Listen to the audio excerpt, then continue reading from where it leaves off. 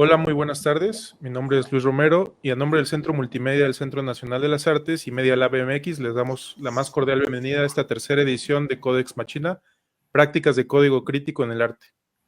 Este es el segundo día de charlas y bueno, hoy nos acompaña el artista Eugenio Tiselli. Bienvenido, Eugenio. ¿Qué tal? Muchas gracias. Y nos acompaña Leonardo Aranda, quien va a moderar esta transmisión y bueno, es el director de Media Lab MX. Solo voy a decir unas palabras y a presentarte, Eugenio, antes de darte, digamos, salida. Bueno, este proyecto, Codex Ex Machina, surge en el 2021 en colaboración con Media Lab MX y el Laboratorio de Realidad Virtual y Videojuegos del Centro Multimedia, y el objetivo es analizar el código computacional desde una perspectiva crítica, entendiendo el código como algo que va más allá de instrucciones ejecutadas por la computadora, sino como un producto cultural que refleja valores y se traduce en efectos tangibles en el mundo.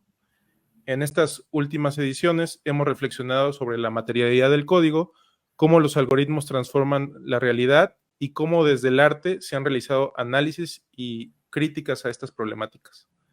El programa de este año consta de 4 charlas, ya se dieron 2 el día de ayer, y un taller que se organizará la próxima semana, el cual todavía se pueden registrar. Si están interesados, todavía hay chance, hay lugares. Y bueno, solo voy a leer tu semblanza, Eugenio, para empezar. Bueno, Eugenio Tiselli es artista, programador, investigador independiente con interés específico en el desarrollo de metodologías sociotécnicas para la práctica comunitaria. Ha escrito herramientas de software que a su vez permiten escribir poemas. Sus trabajos están reunidos en la página http://motorhueso.net. En su papel como director del proyecto Ojo Voz, un conjunto de herramientas de código abierto para la creación de memorias comunitarias, ha llevado a cabo talleres extendidos con las comunidades en riesgo de exclusión en diferentes partes del mundo. Bueno, el proyecto Ojo Voz se puede acceder en http://ojovoz.net. Y bueno, con Eugenio he tenido la oportunidad de colaborar aquí en el Centro Multimedia. Y bueno, también he escuchado su amplia trayectoria y el año pasado también estuvo trabajando en ACT, ¿no? Un programa también de arte y tecnología de la UNAM. Bueno, bienvenido, Eugenio, y pues es tuyo la palabra.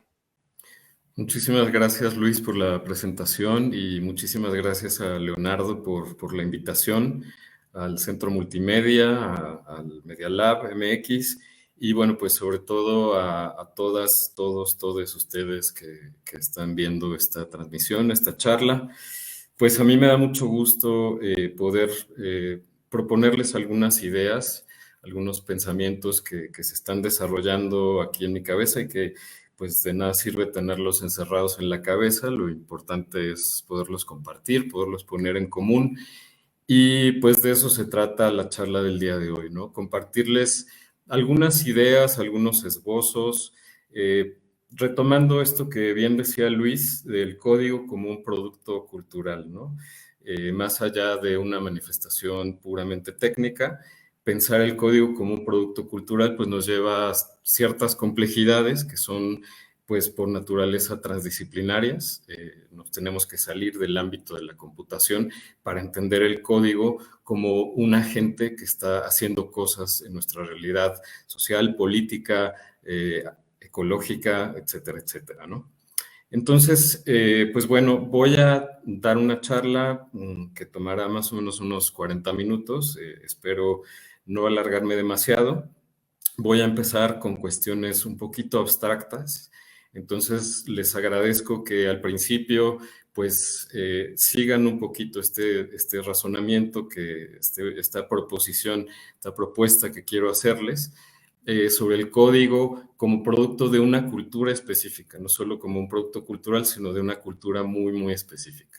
Entonces vamos a empezar con, pues, cosmologías, vamos a empezar con una perspectiva desde el lenguaje, pero poco a poco vamos a ir tocando cuestiones más concretas, más tangibles, y pues vamos a mostrar también algunos ejemplos, algunos míos, algunos de otros artistas, hombres, mujeres que pues admiro, que sigo, Pero bueno, pues vamos allá. Entonces, si me permiten, voy a presentarles las diapositivas que tengo preparadas.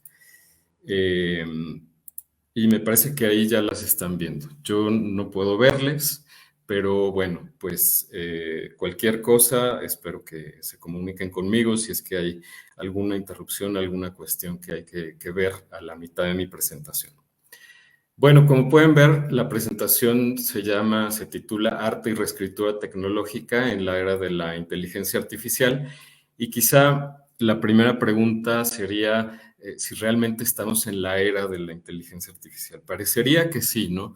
Parecería que hay mucho ruido al respecto, que se está hablando en todos los ámbitos y a todos los niveles de la inteligencia artificial, de lo que ésta puede o no puede hacer, de los riesgos, de los beneficios, de mil cuestiones que están relacionadas con este tema, pero quizá vamos a ver o vamos a intentar enfocarnos un poco en la relación que tiene esta idea sobre la inteligencia artificial, que muchas veces es un poco abstracta, con pues nuestra realidad actual, que quizá yo diría más bien estamos en la era del antropoceno, del capitaloceno, es decir, de un planeta que ya nos es cada vez más ajeno justamente por la acción antropogénica, ¿no?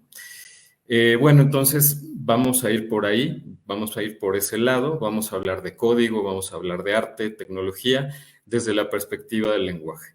Y vamos a empezar hablando, como les decía, de cosmologías. Decíamos que el código es el producto de una cultura específica y vamos a intentar pensar exactamente qué cultura es esa que produce el código con el cual programamos las computadoras. Entonces, la charla que quiero darles se divide en 3 secciones. La primera de ellas es el código como manifestación del cosmos de la técnica. A ver, ¿qué es esto del cosmos de la técnica?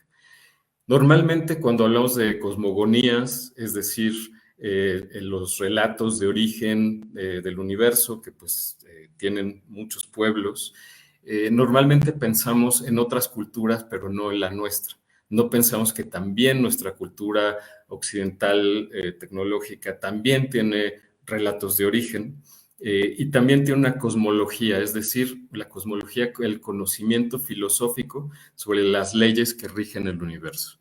Entonces, esa filosofía, esa forma de conocer el universo que nosotros hemos forjado a lo largo de siglos, pues se manifiesta, entre otras, de otras maneras, como pues el código computacional. Aquí estoy pensando también con el filósofo italiano Federico Campagna, que contrapone 2 cosmos distintos, el cosmos de la técnica y el cosmos de la magia. En el cosmos de la técnica, según Federico Campagna, pues todo aquello que existe puede ser conocido a través de los números, a través de las matemáticas. Todo puede numerizarse y por lo tanto serializarse, intercambiarse, medirse, todo a través de los números. Todo aquello que no puede ser medido a través de estos números, todo lo que no puede manifestarse de esta manera, básicamente no existe, según este cosmos de la técnica. Y Campagna lo contrapone con el cosmos de la magia, en el cual lo que está en el centro no son los números como núcleo de ese cosmos, sino un misterio, como algo incalculable, como algo inexplicable, ¿no? Entonces estamos hablando de un tipo de magia que tiene que ver con lo misterioso, con lo inefable. Vale. Vamos a pensar esto desde la perspectiva del lenguaje. Finalmente, el código es una forma de lenguaje.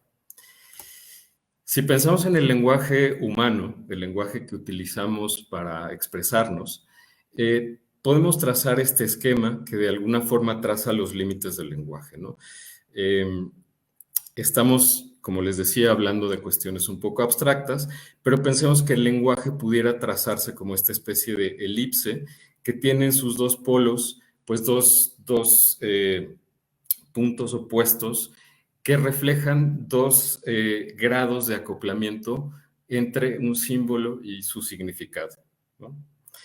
Pensemos por un lado en el matema, que es un término introducido por Lacan para expresar las formalizaciones del lenguaje, las diferentes formalizaciones que podemos hacer, un lenguaje cercano a las matemáticas, cercano a las ecuaciones matemáticas, pero sobre todo, y como decíamos, el grado de acoplamiento con el significado del matema, pues es bastante cercano, bastante íntimo, ¿no? Un matema es una enunciación lingüística que está necesariamente aferrada a una cierta precisión, a una cierta significación que debe ser lo más precisa posible, ¿no? Y aquí tenemos como ejemplo, pues, las ecuaciones matemáticas, que también son un lenguaje, las formulaciones lógicas, que son evidentemente también parte del lenguaje, y que nos están señalando un significado preciso. Ahora, del otro lado de esta elipse, del otro extremo, en el punto opuesto, tenemos el poema y tengo que decir que este esquema está inspirado en un estudio del lingüista y poeta peruano Mario Montalbetti, que pues a su vez estudia las teorías sobre el lenguaje de Alain Badiou, ¿no? Y si nos fuéramos, digamos, al otro extremo del lenguaje sin salir de él, pero logrando el grado mínimo de acoplamiento con un significado, es decir, una máxima ambigüedad dentro de las enunciaciones lingüísticas, pues tendríamos al poema, ¿no? Y el poema, bueno, pues como aquello que es ambiguo, que es polisémico, que no necesariamente comunica algo, no está comunicando un significado, sino que más bien está abriendo toda una posibilidad de significaciones, ¿no? A esto nos referimos con polisemia. Montalbetti, cuando traza este diagrama, pone como ejemplo un verso del poeta también peruano César Vallejo, pero yo les voy a leer un verso de un poeta que a mí me gusta mucho, Paul Celan, que pues de alguna manera ejemplifica esta máxima separación o esta máxima ambigüedad de una enunciación lingüística, esta apertura a muchos posibles significados. Entonces, si me permiten, les leo brevemente un poema de Paul Celan. Dice así: la segunda noticia de Ortiga en el zumbante cráneo, el vivo cielo hundido, bajo la tobera aullante, en medio del eterno juego de destellos. Muérdete tal palabra el sabedor, tallo sin estrellas. Ahora, la peor pregunta que pudiéramos hacerle a este poema es ¿qué significa? ¿No? Lo importante quizá es no qué significa, sino qué nos hace, qué es lo que opera este poema dentro de nuestra posibilidad de significación. Entonces, a este nivel de lenguaje totalmente desacoplado de la precisión matemática o totalmente separado o opuesto, si queremos verlo de esa manera, es lo que pues Montalbetti y Badiou colocan en este punto opuesto de la elipse, ¿no? Entonces, más o menos podríamos pensar en el lenguaje humano como aquello que es absolutamente preciso, que apunta a un significado muy, muy preciso, y aquello que apunta a una ambigüedad muy grande, ¿no? El círculo central, que está aquí con la línea punteada, sería algo así como pues el habla cotidiana, que tiene una mezcla necesaria de precisión. Yo necesito ser lo más preciso posible, pero también pues toleramos bastante la ambigüedad dentro de pues el lenguaje cotidiano, ¿no? Yo puedo hablar de forma incorrecta y igualmente pues me pueden entender ustedes, ¿no? No tengo que seguir literalmente las reglas de la RAE, no es una ecuación.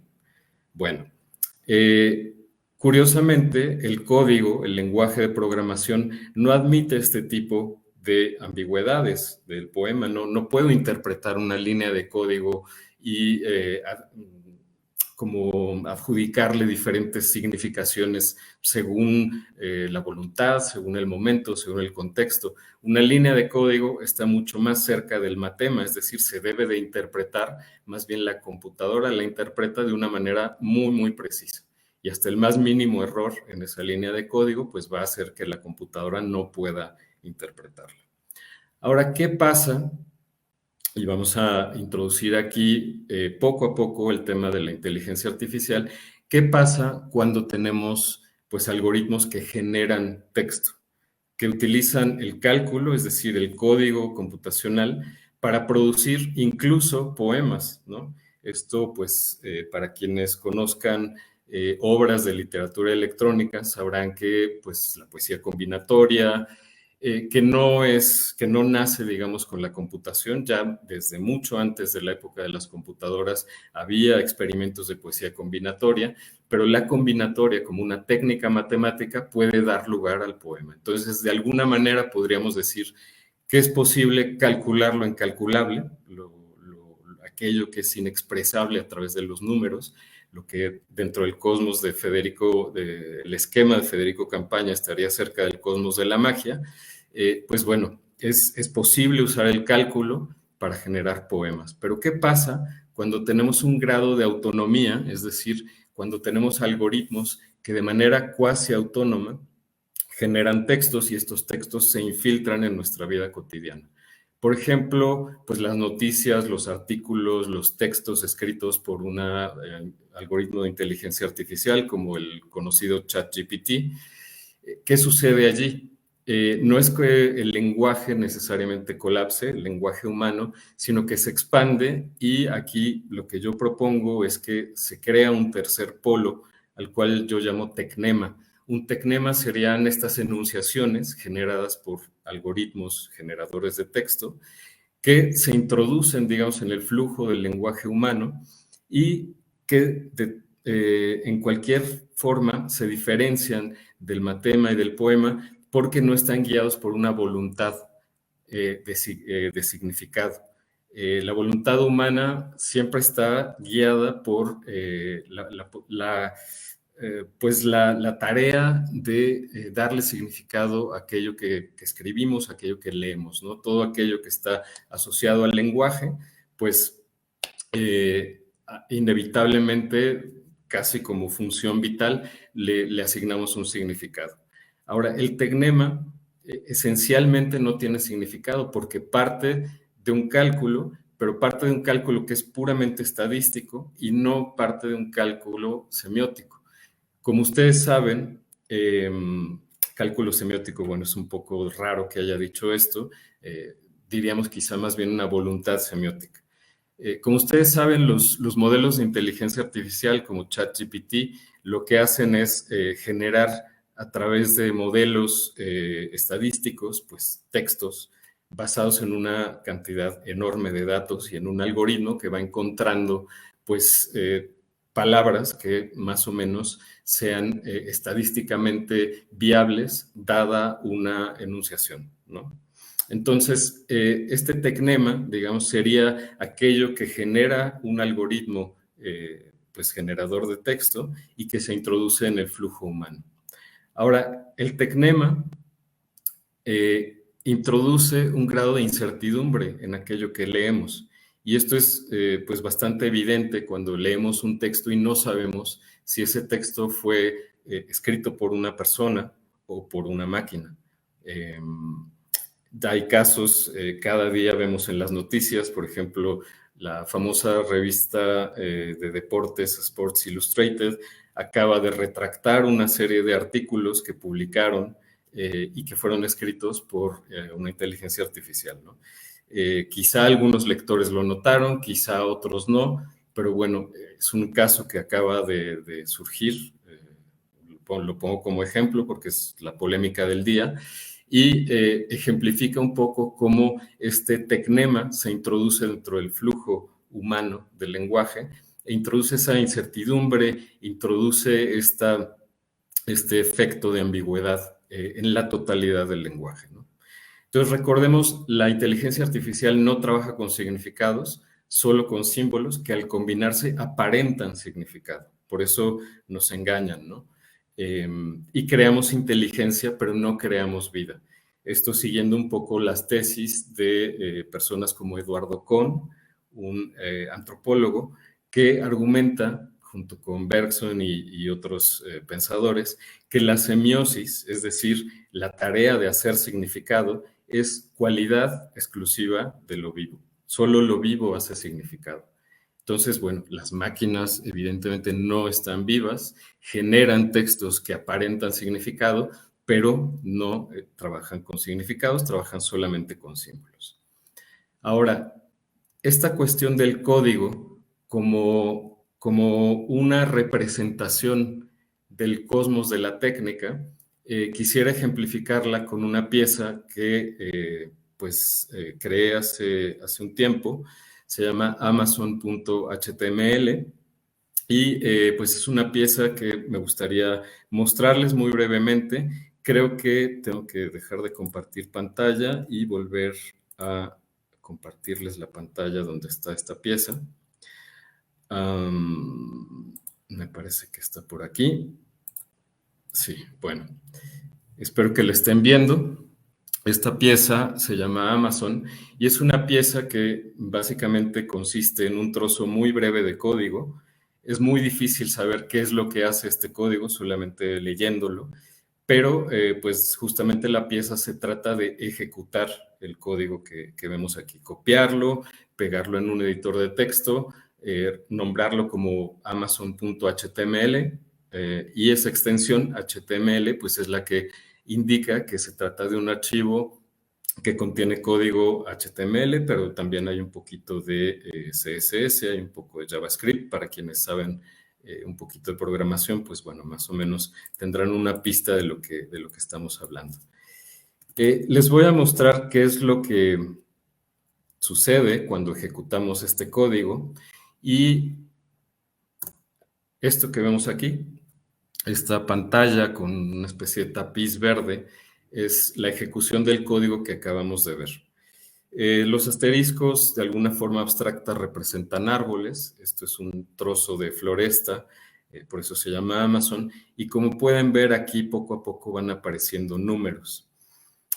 Ahora, quisiera, mientras vemos cómo se ejecuta este código, porque pues tiene que pasar un poco de tiempo para poder apreciar qué es lo que sucede con el código de Amazon.html, me gustaría dejarles con esta idea, el código como manifestación del cosmos de la técnica y preguntarnos qué es lo que sucede cuando entendemos el mundo solamente a partir de los números. Todo lo que no es medible, numerizable, no existe.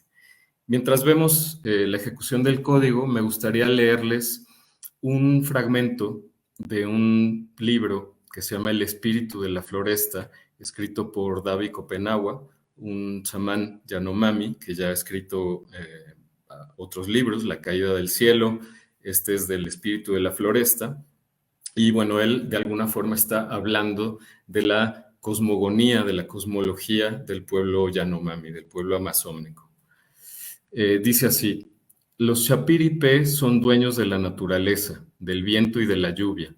Cuando los hijos y las sobrinas de los espíritus del viento juegan en la floresta, circula la brisa y hay frescor. Cuando los espíritus de la lluvia descienden sobre las colinas y montañas de la floresta, cae la lluvia. La tierra se refresca y la humareda de las epidemias se aleja. Es así. Si los Chapiripé están lejos en el cielo, sin ser llamados por los chamanes, la floresta se calienta, las epidemias y los espíritus maléficos se acercan. Los humanos, entonces, no dejan de enfermarse. Los espíritus se mueven sin cesar por la floresta. Ella les pertenece y son felices con eso. Están presentes en todas partes. Los hijos e hijas de los espíritus de las aguas y Aguarioma P juegan allí sin parar. Sin embargo, los blancos no saben nada de esto. Piensan que la floresta es hermosa, fresca y aireada porque sí. Para nosotros la naturaleza es Urihi-A, la tierra floresta, y los espíritus Chapiripé que Omama-A nos dio. La floresta no existe porque sí. Los espíritus viven ahí y Omama-A quiso que protegiéramos sus moradas. Bueno, y si pueden ver lo que sucede en la pantalla es que esta floresta, pues inicialmente representada por una serie de asteriscos verdes, está siendo sustituida por números. Ahora, ¿qué son estos números? Bueno, podría ser el número de árboles talados, podría ser el número de mineros ilegales que están deforestando el Amazonas, podría ser el valor del oro que se extrae ilegalmente del Amazonas. Es decir, aquí los números están jugando dentro de esta pieza, dentro de esta pues esta especie de poema visual que también es una especie de ensayo, están jugando un papel de representación de aquello que depreda, de aquello que pues quienes vivimos en el cosmos de la técnica no logramos entender. Y la pregunta aquí sería, ¿qué mundos borramos cuando explicamos el universo solo a través de los números? Creo que es una pregunta que tiene que ver con el código, que tiene que ver con la idea de que todo aquello que existe puede ser explicado a través de los números. ¿Qué mundos borramos cuando creamos un universo a la medida de lo medible, valga la redundancia, ¿no? Bueno, voy a regresar a la presentación. Disculpen que vaya brincando entre una pantalla y otra. Bueno, entonces, eso que les mostré fue la pieza Amazon.html del 2019 y con esto paso a la segunda parte de la charla que pues habla de código, política y territorio, ¿no? Ya hablamos un poco del código, hablamos de cuestiones de cómo pensamos el universo, de cómo pensamos el lenguaje, de cómo las máquinas que producen lenguaje de alguna forma se introducen en nuestros flujos humanos y esto evidentemente pues tiene implicaciones políticas. Y como ya vimos, ya pudimos entrever un poco con la pieza Amazon, también tiene implicaciones en el territorio, entendido como el espacio donde sucede la vida, donde la vida se sostiene. Entonces, pues vamos a hablar de la relación del código con la política y el territorio. Y pues quisiera mostrarles, para empezar, este cuadro de Francisco de Goya, pintado en 1820, 1823, más o menos, en esas fechas. Y es un código es un cuadro que se llama Duelo a garrotazos. Evidentemente, pues el título del cuadro nos habla de lo que estamos viendo, ¿no? Son dos personas que están en duelo a garrotazos. No hay como una clave en el cuadro que nos permita entender quién va a ganar, quién va a perder. Pareciera que pues las fuerzas que se están midiendo en ese combate son más o menos iguales.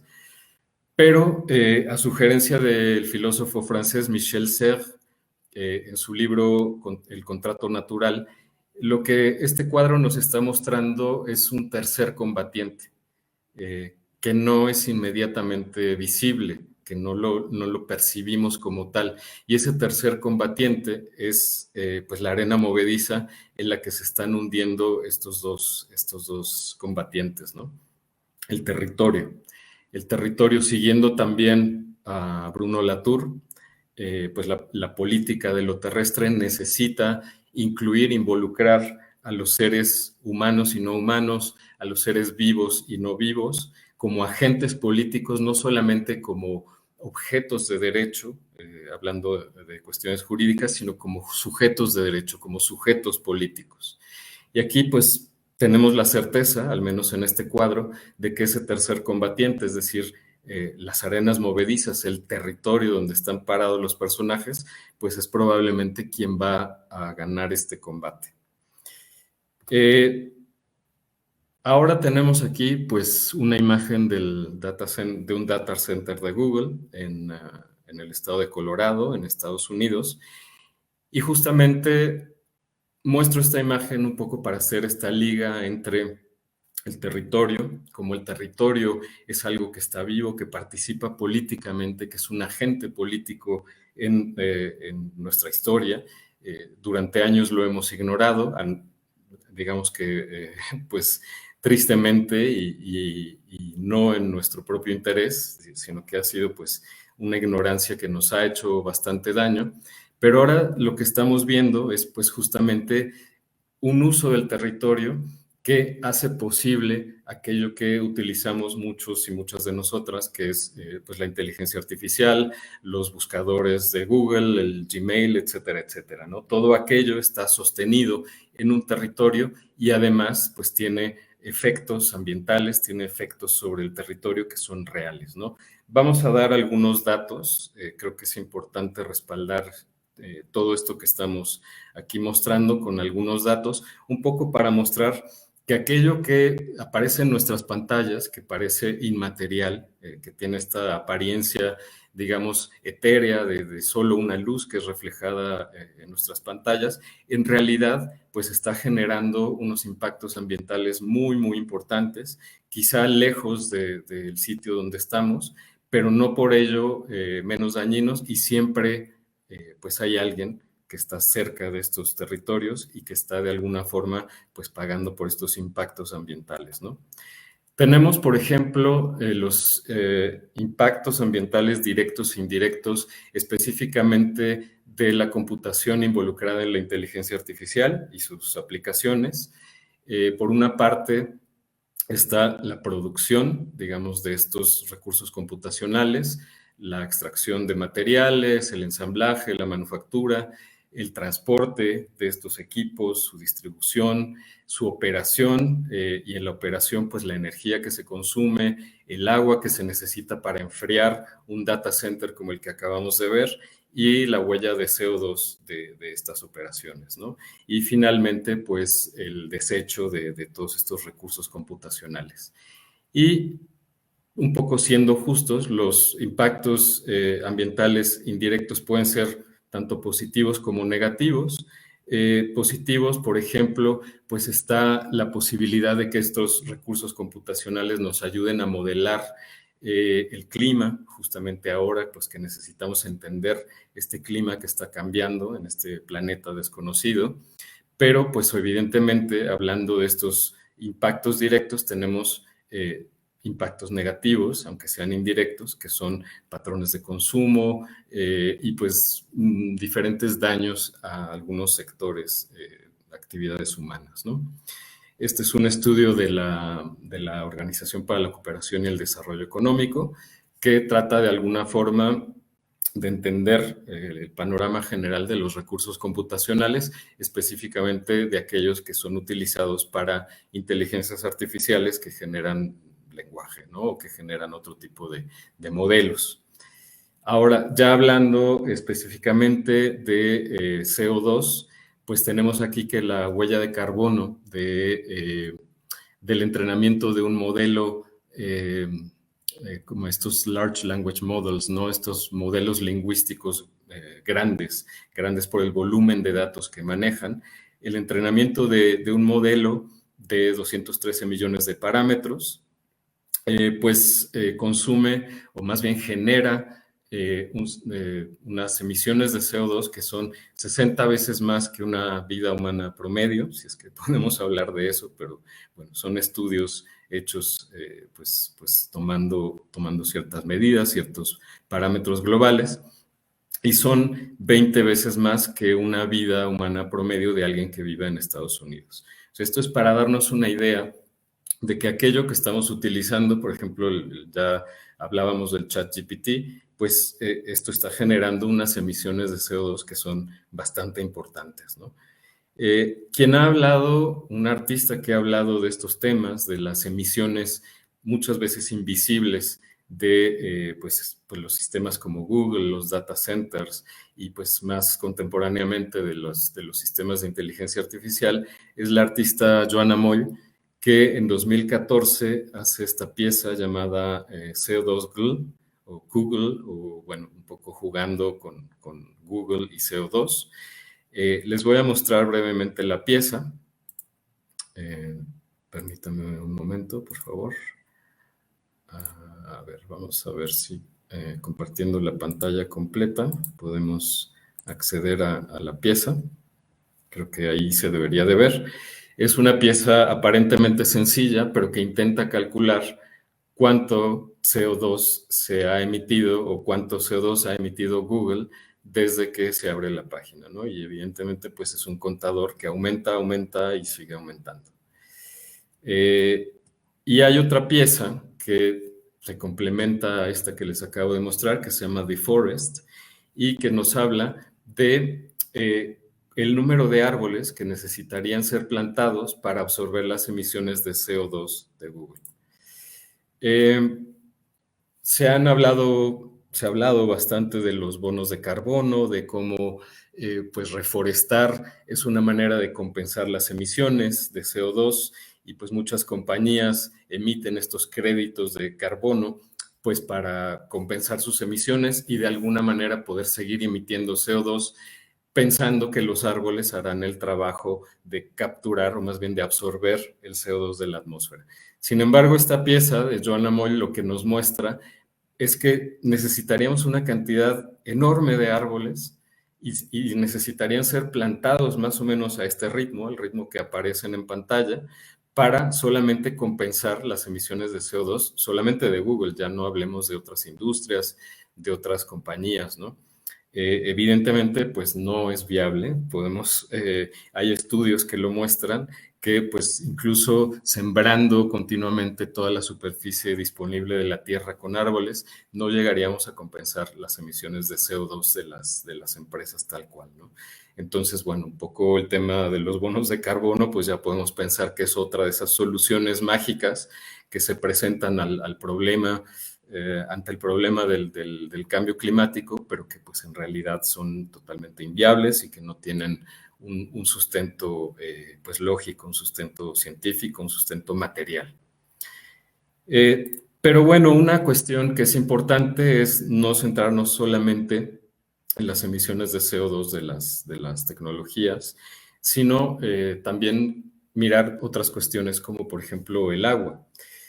Hay un estudio de este año que nos habla de que el entrenamiento del GPT-3 o uno de los modelos, no el más avanzado en este momento, pero sí uno de los más avanzados de generación de texto, puede consumir directamente 700,000 litros de agua fresca, ¿no? Y más o menos este mismo paper que salió este año nos dice que una sesión promedio con ChatGPT consume 500 mililitros de agua, algo así como una botella de agua, ¿no? Lo que estamos viendo con estos datos que les estoy ofreciendo es que aquello que tenemos ahora sí que en las puntas de los dedos, ¿no? Accesible en nuestra computadora y que muchos artistas utilizan como una herramienta para crear poesía, para crear imágenes, pues es algo que tiene un efecto inmediato en territorios que, como les decía, pueden estar lejanos, pero que es un efecto que no podemos ignorar, no podemos permanecer ciegos ante estos efectos, ¿no? Quisiera hablarles de esta pieza que es de 2014. La hice en aquel momento un poco guiado por estas mismas preocupaciones. Se llama El 27 y es una pieza que en esta foto la ven, se presentó como una instalación, también se ha presentado como una página web en la cual está el texto del artículo 27 de la Constitución mexicana, que habla de la propiedad pues, de los mal llamados quizás recursos naturales de México. Originalmente, pues este artículo hablaba de que esta propiedad de los recursos naturales en México era exclusiva de la nación.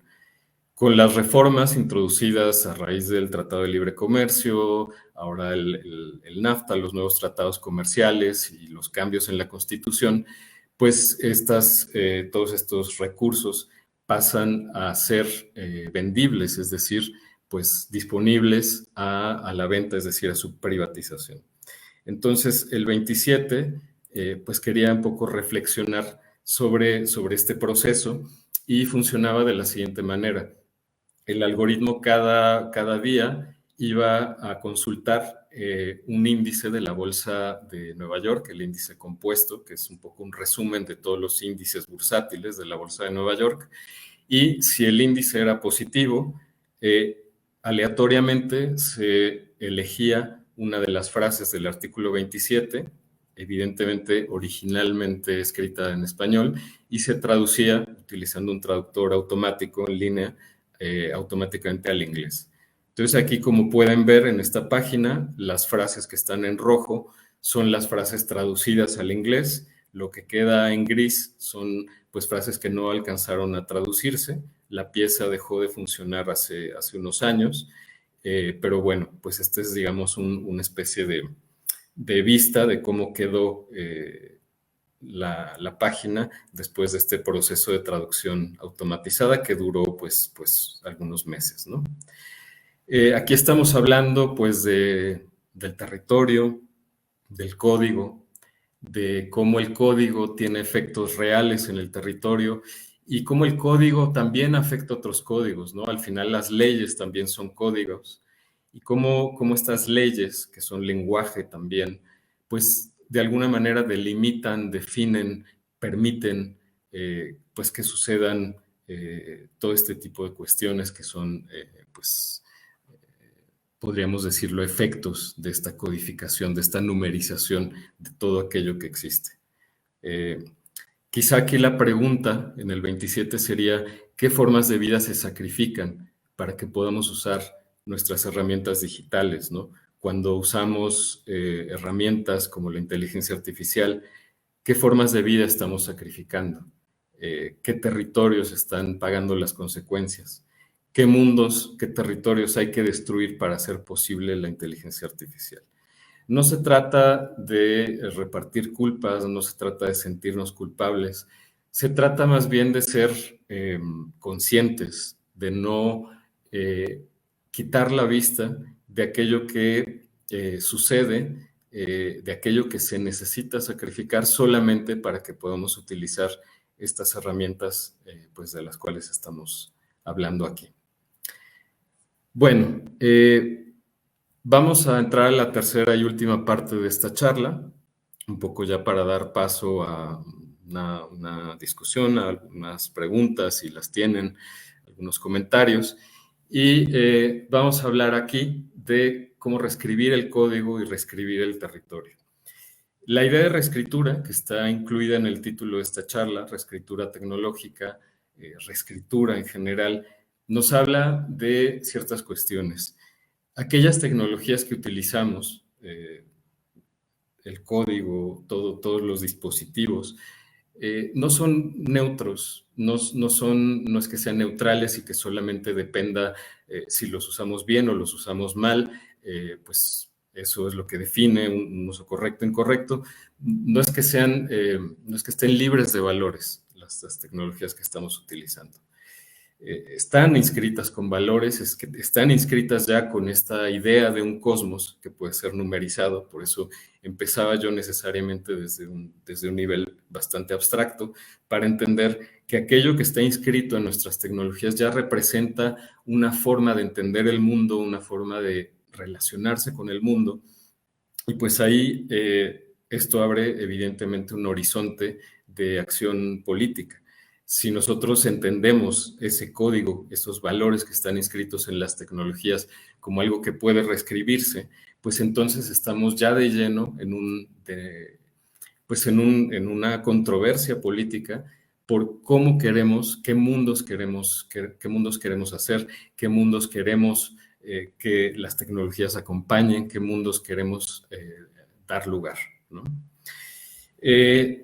La cuestión de las reescrituras, en todo caso ya les pasaré el enlace, pero no sé si lo pueden ver aquí, si no lo muestro en un momento. Hay un libro que se editó por parte del programa ACT, Casa del Lago y Cátedra Max Aub de la UNAM, que habla justamente de reescrituras tecnológicas. Fue un libro que coedité junto con Nadia Cortés, con ella, que también pues tuve la suerte de trabajar con ella en el Centro Multimedia hace unos años. Con ella desbozamos esta idea de cómo reescribir las tecnologías, cómo reescribir el código, cómo reescribir aquello que nos piensa, es decir, aquel sistema tecnológico que de alguna forma dicta nuestro actuar, nuestra forma de vida, cómo hacerla para que responda más a nuestras aspiraciones no individuales. Esto es algo muy importante a lo que hemos llegado con Nadia Cortés, sino necesariamente comunitarias, ¿no? Relacionadas con el cuerpo y con el territorio. Y pues bueno, para finalizar y un poco retomando algo con lo que empezamos, ¿no? Cómo otras culturas en este planeta pues han entendido el mundo no desde la numerización, no desde el código, sino desde una esencia más inefable, más relacionada con lo sagrado, con lo misterioso. Pues quisiera presentarles un proyecto que desde el año pasado y concluyendo este año tuve la suerte de participar en él. Es un proyecto que fue encargado a la artista colombiana Bárbara Santos, y ella a su vez pues me invitó a colaborar allí y les cuento un poquito de qué se trató. El proyecto trató de trabajar con los cabildos, con las comunidades del pueblo muisca en Bogotá, Colombia, para que estas propias comunidades trazaran el mapa de sus sitios sagrados, que como pueden ver aquí están en la misma ciudad de lo que hoy es la ciudad de Bogotá, pero que en realidad pues son sitios ancestrales que de alguna forma estaban allí, eran parte del territorio antes de que llegaran los españoles, ¿no? El proyecto fue encargado por la propia alcaldía de Bogotá, cumpliendo un compromiso que la alcaldía tenía con el pueblo muisca de integrar el mapa de los sitios sagrados del pueblo muisca en el plan de urbanización de la ciudad, justamente con la intención de respetarlos, ¿no? Fue un proceso que fue difícil, fue un proceso en el cual pues las propias comunidades tuvieron una gran deliberación interna, si debían compartir este mapa con la alcaldía, con las autoridades políticas, qué riesgos había a la hora de crear y compartir este mapa. Al final, las propias comunidades decidieron no solamente crear el mapa, sino presentarlo, integrarlo a los mapas de la propia alcaldía. Se firmó un decreto, más bien se hizo un decreto que aún no se ha firmado, ojalá que se firme pronto, para que este mapa pues quede no solamente integrado al plan de urbanización de la ciudad, sino pues que se respeten estos sitios como lo que son, como sitios sagrados. Ahora, mi participación en todo esto fue a través de una herramienta que se llama Ojobos, que yo creé hace ya 12 años, pero que pues viene de un trabajo mucho más extenso desde el año 2003, en colaboración con el artista catalán Antoni Abad en el proyecto megafone.net. Y pues Ojobos es una herramienta que deriva, digamos, de toda esta experiencia y lo que hace es redefinir o de alguna forma reescribir, por eso hablamos de esta reescritura, reescribir los teléfonos celulares, como herramientas comunitarias de mapeo, ¿no? Redefinir la herramienta como otra posibilidad que digamos, la técnica lo permite, pero digamos, la semántica del aparato, del artefacto tecnológico, pues se reescribe, cambia, ¿no? Y de ser una herramienta eminentemente individual para estar siempre conectados, conectadas, trabajando, se convierte en una herramienta comunitaria que permite el mapeo y pues este es el proyecto más reciente hecho con la herramienta Ojobos. Y bueno, pues aquí hay algunas imágenes de integrantes de los cabildos muiscas en Bogotá.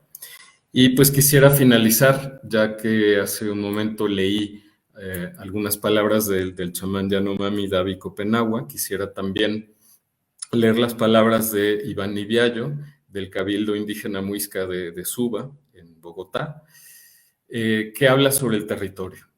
Y creo que es importante escuchar y asimilar esto. Para nosotros los lugares sagrados son las lagunas, chucuas, es decir, los lugares de pesca, y los cerros. Por eso cuando los antiguos hablaban de los caminos del agua, de los espíritus, de los encantos, no son historias bonitas en el aire, son reflexiones sobre cómo se organiza el territorio. Para nosotros el mundo se divide en 3 lugares: el mundo de los cielos, el mundo de lo seco, que le pertenece a los humanos y animales, y el mundo del agua, que le pertenece a los espíritus. Por eso el lugar más sagrado para nosotros son los páramos, donde nace el agua. Los páramos donde la evaporación del Amazonas justamente sube a las cimas de los Andes y baja, digamos, del otro lado en forma de ríos. Les hablo de esto un poco retomando la idea de territorio, un poco retomando la idea de tecnología, la idea de código y su relación con el territorio, y retomando la pregunta, ¿no?, que hacía hace un momento. qué formas de vida se sacrifican para que podamos usar nuestras herramientas digitales para hacer arte, para crear manifestaciones visuales, sonoras, textuales. ¿Qué mundos se destruyen para hacer posible la inteligencia artificial?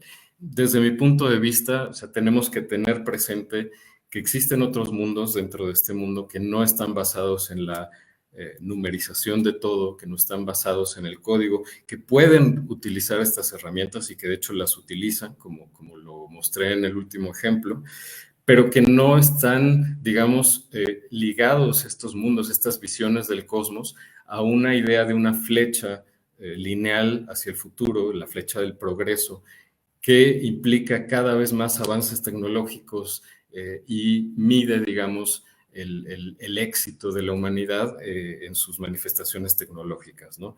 Creo que hay otras formas de vida, hay otras formas de entender, de estar en el territorio, de relacionarse con la tecnología. Creo que el arte también tiene que ser consciente de estas cuestiones. No podemos seguir pensando que el arte existe en una esfera totalmente separada de estas cuestiones que pues les he expuesto aquí. Y bueno, pues espero haber podido comunicar estas ideas. Como les decía, es un esbozo de cuestiones que estoy pensando. Me da mucho gusto poder seguirlas pensando con ustedes. Y bueno, pues no sé si hay tiempo para algunos comentarios o preguntas. No sé si bueno, veo algunas. Eugenio, primero que nada, muchísimas gracias por estas palabras, ¿no? Un poquito por esta presentación. Tenemos más o menos unos 10 minutitos para preguntas. Tenemos una pregunta que viene de Facebook, te lo voy a leer y si da tiempo, también me gustaría hacerte algunas preguntas, ¿no? Pero si quieres empezamos con esta pregunta de Manuel Vargas. Él nos dice, la cuestión que se deriva de la invención y uso del modelo Transform, que emplea la técnica de atención autorregresiva para hacer lo que hace, nos remite a las postulaciones de Ivan Illich, además de las consideraciones éticas con respecto a su mantenimiento y actualización. En este sentido, ¿qué decisión adoptar? ¿Usar o no usar? Si es que nos interesa tener una posición política con respecto a este invento, hecho que nos remita a la filosofía de la técnica y la tecnología. Entiendo que esta pregunta tiene que ver, digamos, con la intervención humana en la realización de estos modelos transformer de entrenamiento de inteligencias artificiales como ChatGPT, que necesitan ser etiquetadas por parte de humanos, y evidentemente pues ahí abrimos cuestiones que son de orden laboral, que son de orden ético, como bien plantea Manuel en su pregunta, ¿no?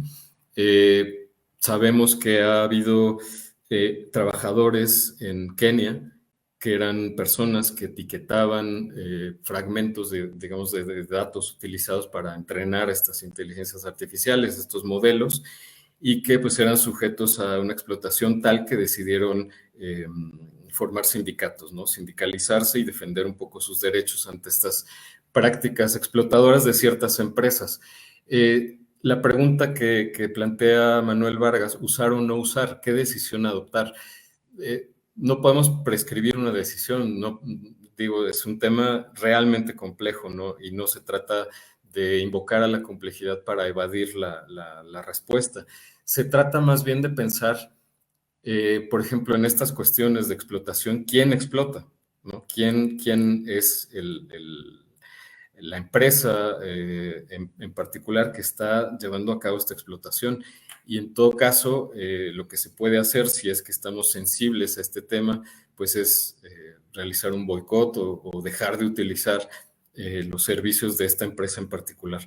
Desde mi punto de vista, todas las empresas o casi todas las empresas que ofrecen servicios de inteligencia artificial a nivel comercial, pues incurren en un problema u otro.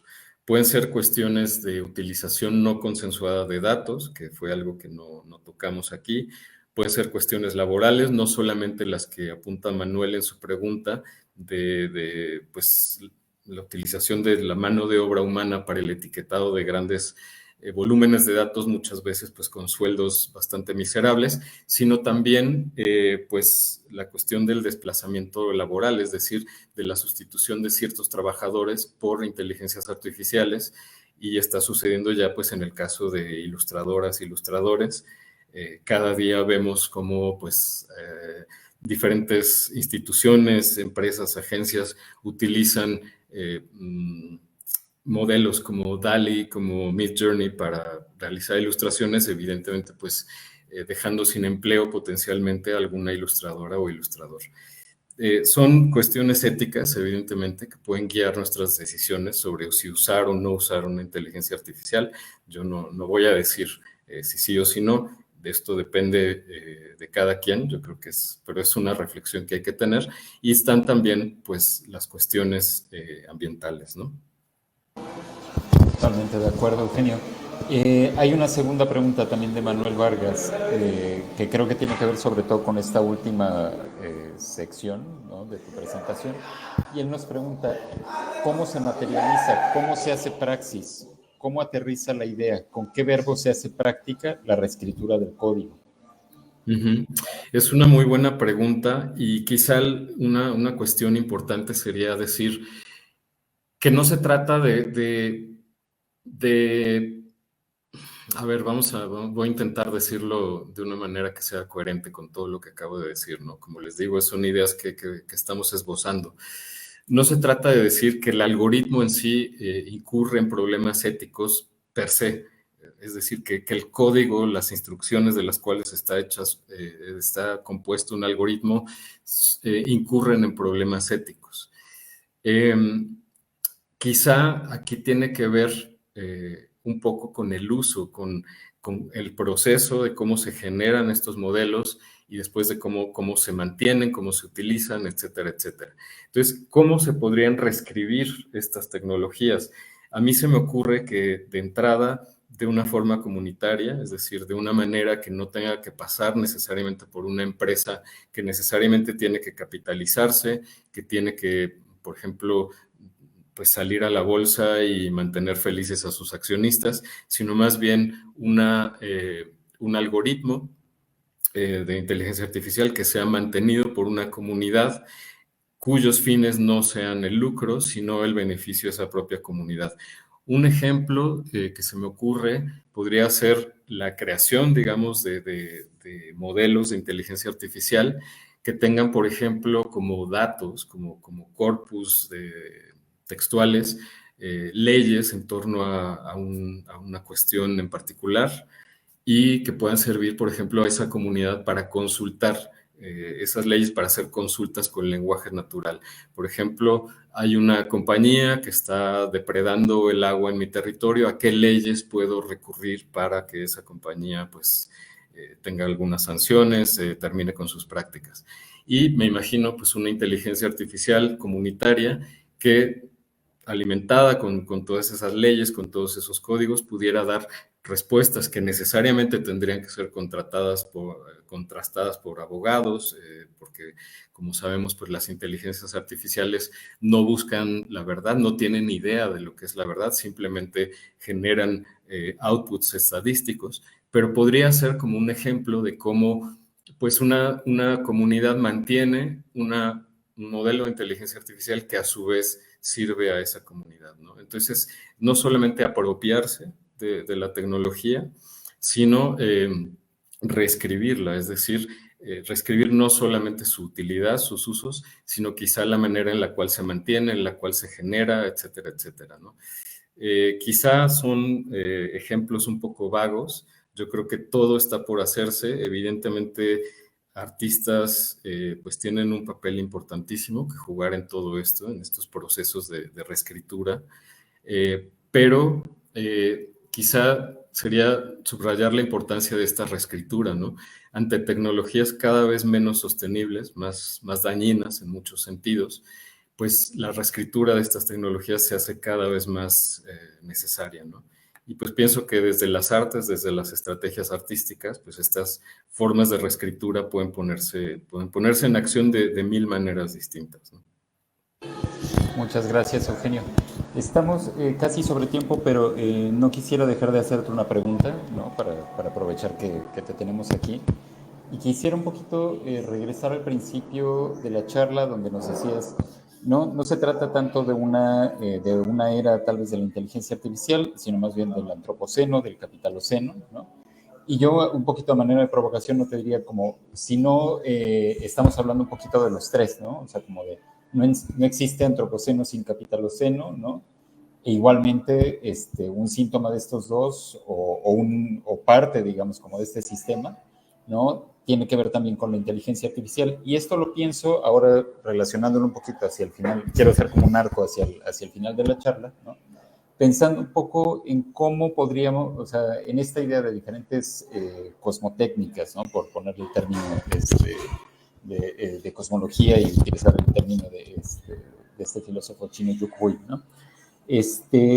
Si no de repente también estamos hablando justamente con la inteligencia artificial de la finalización de un proyecto epistémico y ontológico, ¿no? O sea, una forma de conocer el mundo que un poco se refleja en esta idea del matema que tú nos ponías sobre la mesa, ¿no? Y una forma de plantear objetos en el mundo, ¿no? O sea, la idea de que la inteligencia artificial propone una cierta forma digamos, de crear un mundo, ¿no? Que justamente contrasta y de alguna manera extermina otras formas otras posibilidades de mundo, ¿no? Y en ese sentido que digamos es antropoceno, capitaloceno, inteligencia artificial, son todos parte de alguna manera de un mismo proyecto, ¿no? Y lo pongo un poco también en relación, por ir enlazando cosas con lo que la pregunta que hacía Manuel Vargas, ¿no? También justamente con el tema del trabajo, ¿no? Pensando, por ejemplo, yo muchas veces pienso en la inteligencia artificial en términos de esta idea que nos ponía, digamos, que viene del marxismo, ¿no? De un poco la apropiación del trabajo vivo en la construcción de capital fijo, ¿no? Y cómo estamos viendo un poco eso plasmado justamente en la forma en la cual trabajo vivo, por ejemplo, creativo, trabajo vivo de ilustradores, como lo mencionabas en tu charla, trabajo vivo de escritores, ¿no? Ahora de repente es parte, digamos, como de estos modelos estadísticos y ya entonces se vuelve un capital fijo que es fácilmente apropiable para justamente ir adaptándose a este tipo de modelos en los cuales, otra vez, ¿no? Se vuelve como una parte epistémica, una parte ontológica, y que viene un poco a alimentar justamente pues, este capitaloceno y este antropoceno en los dos sentidos en los cuales tú nos presentaste, ¿no? Por un lado, por el medio ambiente, por otro lado, por la forma en la cual se organizan, digamos, como todo este tipo de empresas, iniciativas, etcétera, etcétera, ¿no? Uh-huh. Yo creo que lo dices muy bien, creo que lo resumiste muy bien, yo no lo hubiera hecho tan bien, Leonardo. Y digamos que esta perspectiva marxista de apropiación del trabajo vivo necesita verse no solamente desde la perspectiva humana, es decir, la apropiación del trabajo humano, sino también de la apropiación del trabajo no humano, ¿no? Del trabajo que hacen los ríos, del trabajo que hacen los árboles, del trabajo que hacen las montañas. Y como les decía, no estoy hablando de cuestión solamente de historias bonitas, como estaba esta frase de Iván Niviallo, del Cabildo Indígena Muisca de Suba. Son cuestiones que tienen que ver con cómo estamos en el territorio, cómo existimos en el territorio. Entonces yo digo, debemos hablar de la apropiación del trabajo vivo, no solamente de las personas que son explotadas, de las personas que generan contenidos, por llamarlos de alguna manera, que a su vez son explotados, son apropiados por las grandes empresas, sino también la apropiación del trabajo vivo de los no humanos. Y ahí, digamos, a base de esta apropiación, que es extractivismo puro y duro, lo que estamos realmente haciendo es terminar con las condiciones materiales que hacen posible la inteligencia artificial y todas estas tecnologías. Y en ese sentido, tiene pues mucha resonancia la frase que acabas de decir, Leonardo, la finalización, estamos en la finalización de un proyecto epistémico. Finalización como cumbre, digamos, como un logro cumbre de un proyecto epistémico que quiso entender el mundo, el cosmos, a través de los números, a través del cálculo, la lógica, la matematización. Entonces, finalización en el sentido de culminación, como el logro máximo, quizá simbolizado por la inteligencia artificial, pero también finalización como el final, porque realmente estamos terminando con las condiciones materiales que lo hacen posible. Entonces, a fuerza de entender el mundo de una manera, hemos agotado el propio mundo, ¿no? Entonces, las formas en las que entendemos el mundo tienen efectos reales en el mundo, las formas de trabajo, de existencia, de vida de los seres con los que compartimos el mundo, humanos y no humanos, pues tienen sus recursos totalmente agotados, ¿no? Su capacidad de sostenerse a sí mismos y sostener la vida. Entonces, en este sentido, pues creo que también, y volviendo un poco a la pregunta de Manuel, usar, no utilizar, qué decisión adoptar. Desde mi punto de vista, no se trata de rechazar las tecnologías, digo, nos estamos comunicando a través de Internet, nuestra vida está totalmente ligada, y no solo nuestra vida, sino la vida de culturas que pues están siendo amenazadas, los Yanomami en la floresta amazónica, etcétera, etcétera, también están utilizando estas tecnologías para defenderse, para denunciar ciertas situaciones. Entonces, no se trata de dejar de usar, desde mi punto de vista, sino de invocar un concepto, o más bien una idea que pues de alguna forma aprendí de Nadia Cortés, una amiga en común, que es pensar en la tecnología como un fármaco, ¿no? Como en una especie de fármaco que pues requiere de una dosis que a veces no es precisa, de hecho nunca llega a ser precisa, nunca llega a ser como una receta de qué dosis de tecnología necesito para estar mejor en el mundo y qué dosis de tecnología ya daña mi cuerpo, daña al cuerpo planetario, etcétera, etcétera, ¿no? Se trata siempre desde mi punto de vista, de cuando estemos usando una tecnología, pues ser muy conscientes de esa dosis, ¿no? De qué efectos está generando el uso de esa tecnología en mi cuerpo, en mi comunidad, en mi territorio y en el territorio, digamos, expandido del planeta, ¿no?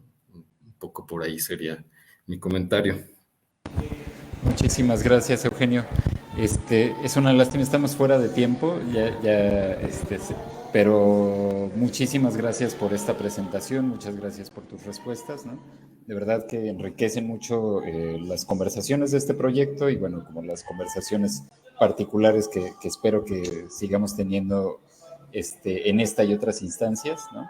Y bueno, solo me queda agradecerte, agradecer de nuevo al Centro Multimedia y al Media Lab MX por la posibilidad de este evento, e invitar a nuestro público, bueno, a que nos acompañe el día de mañana para la última de las charlas de este ciclo, el cual también comprende un taller que se llevará a cabo la próxima semana y para la cual todavía hay inscripciones abiertas. Entonces, bueno, solo agradecerles a todos.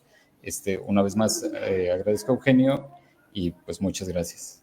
Muchas gracias, Leonardo. Gracias a todos, todas.